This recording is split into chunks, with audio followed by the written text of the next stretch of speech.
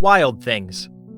Wild Things is a 1998 American neo-noir erotic crime thriller film directed by John McNaughton and starring Matt Dillon, Neve Campbell, Kevin Bacon, Denise Richards, Bill Murray, Teresa Russell, and Robert Wagner in the film. In South Florida, a high school counselor is accused of rape by two female students, but the police officer investigating suspects something more is going on.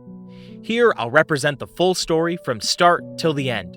But before we head towards the story, make sure to subscribe to the channel and press the bell icon to never miss any update from Black Slate Studios. Two female students were very rich in terms of money and also popular. The girl's name was Kelly Van Ryan, role-played by Denise Richards, goth trailer dweller, and another girl's name was Susie Toller, role-played by Neve Campbell. They try to accuse Sam Lombardo, role-played by Matt Dillon, is a high school guidance counselor, of rape victims. Before this, Sam drops Kelly at her home through his vehicle. At the remaining time, they both listen to Third Eye Blind and Smash Mouth on the music system, which was installed inside Sam's car. During the trial, Susie reveals the secret in front of everyone that Sam did not rape her, and that Kelly fabricated the charges over Sam because Sam and Kelly were both in a serious relationship and she was in love with him. Keeping this thing in mind, she was very angry with Sam that he had slept with her mother.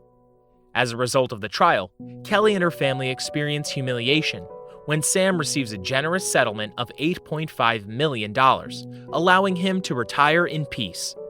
Upon further investigation, Sam, Kelly, and Susie are uncovered as the conspirators who orchestrated the scandal with the aim of taking money from the trial. Throughout the ongoing investigation of the police sergeant Ray Duquette, played by Kevin Bacon, Susie becomes more and more nervous, and Sam becomes concerned that she might interfere with their plans due to her nervousness.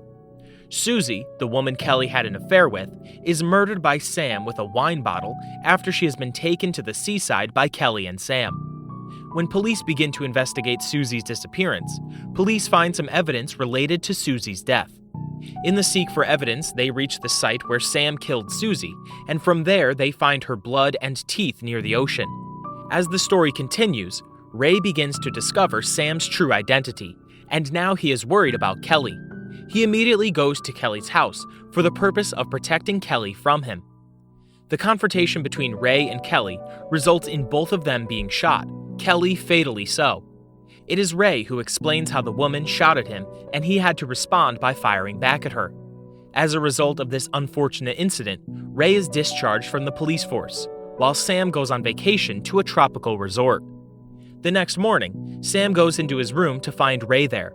Sam and Ray had been collaborating all along.